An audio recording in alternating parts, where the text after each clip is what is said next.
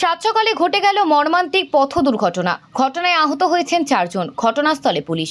ঘটনাটি ঘটেছে ভাঙড়ের জাউলগাছি এলাকায়। স্থানীয় সূত্রে জানা যায়, একটি ইট বোঝাই 709 গাড়ি ঘটপুকুরের দিক থেকে সোনারপুরের দিকে যাচ্ছিলেন দ্রুত গতিতে। সেই সময় জাউলগাছি এলাকার কাছে আসতে না আসতে নিয়ন্ত্রণ হারিয়ে প্রথমে একটি ইঞ্জিন ভ্যানে ধাক্কা মারে, তারপর একটি মুরগি বোঝাই মোটর বাইকে ধাক্কা মারে। ঘটনার পর রাস্তার ওপর উল্টে যায় ওই ইট বোঝাই গাড়িটি। এই ঘটনায় ইট চাপা পড়ে আহত হয় বাইক আরোহী সহ 4 জন। ঘটনায় ব্যাপক চাঞ্চল্য এলাকায়। খবর পেয়ে ঘটনাস্থলে আসে কলকাতা পুলিশের ভাঙড় ট্রাফিক গার্ডের পুলিশ আধিকারিকরা। এসে তড়িঘড়ি আহতদের উদ্ধার করে প্রথমে নলমুড়ি হাসপাতালে নিয়ে যায়। এরপর সেখান থেকে গুরুতর অবস্থায় 3 জনকে কলকাতা চিত্তরঞ্জন হাসপাতালে রেফার করে বলে জানায় পুলিশ সূত্রে।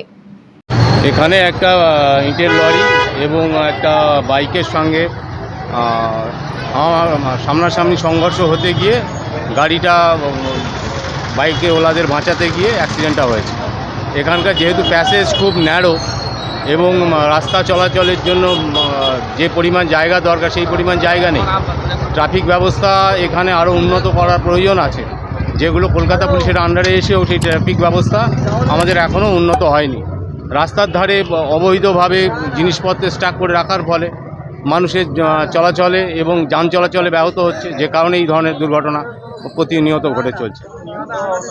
যেটুকু দেখেছি, স্থানীয় যেসব মানুষজন এখানে ছিল তারা 3 জনকে উদ্ধার করেছে ইটের ভিতর থেকে। তাদের মধ্যে একজনের অবস্থা খুবই আশঙ্কাজনক এবং বাকি 2 জনের অবস্থাও খুবই আশঙ্কাজনক এবং আরেকজন আহত হয়েছে গাড়ির ড্রাইভার, যিনি এখান থেকে পালিয়ে গেছে। এই স্পটে নিহত হয়নি, কিন্তু তাদের যে অবস্থা তারা যে কোনো মধ্যেই এক্সপায়ার হয়ে যেতে পারে। এখন আপনারা কি চাইছেন?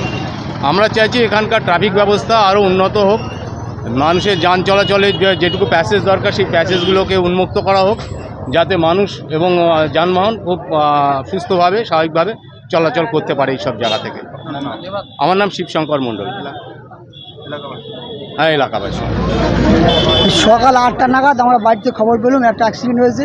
আমরা তড়ি করে চলে আসলাম, দেখলাম কিছু ইটের লেবার ওই ইটের তোলা চাপা পড়ে আছে।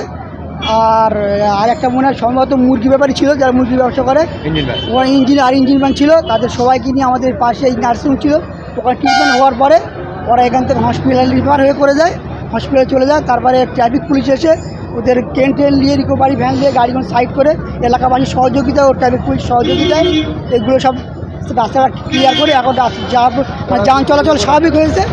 এবং আর আমরা চাই যেভাবে কলকাতা ট্রাফিক পুলিশ কাজ করছে, খুব ভালো কাজ করছে, আরও ভালো কাজ করবে। আমরা ও সেটা সব মানে গ্রামবাসী যেভাবে সহযোগিতা করেছে আর ট্রাফিক পুলিশ যেভাবে সহযোগিতা করেছে, আমরা ট্রাফিক পুলিশকে ধন্যবাদ জানাই এবং মমতা ব্যানার্জি সরকারকেও ধন্যবাদ জানাই, যেভাবে দ্রুত কাজ করছে। আগে এরকম একটা অ্যাক্সিডেন্ট হলে এত দ্রুত কাজ হতো না, অন্তত 2-4 ঘন্টা রাস্তা জাম থাকতো। ঘটনাস্থলে কী বললে আহত হয়েছে 4 জন, 4 জনের মতো আহত হয়েছে। হ্যাঁ, 2 জনের মানে একটু গুরুতর আহত আর কিছু অল্প আহত হয়েছে। তারা সব হসপিটালে রেফার করেছে এখান থেকে পুলিশ নিয়ে, তার ট্রিটমেন্ট করলে হসপিটালে চলে যায়। কোন হসপিটালে ঠিক জানি না, সম্ভব চিত্তরঞ্জন। আমার নাম জাহিদ খান, আমি এলাকাবাসী।